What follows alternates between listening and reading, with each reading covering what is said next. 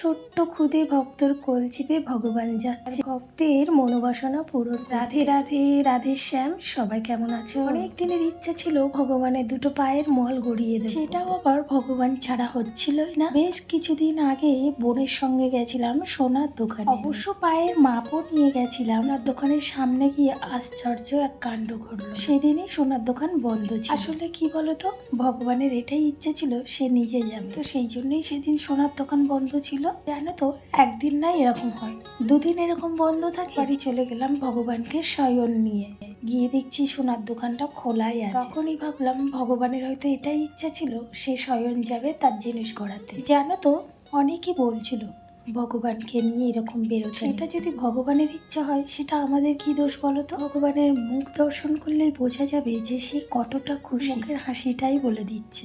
এর পরের পার্ট আসবে ভগবান কি গয়না পছন্দ করেছে।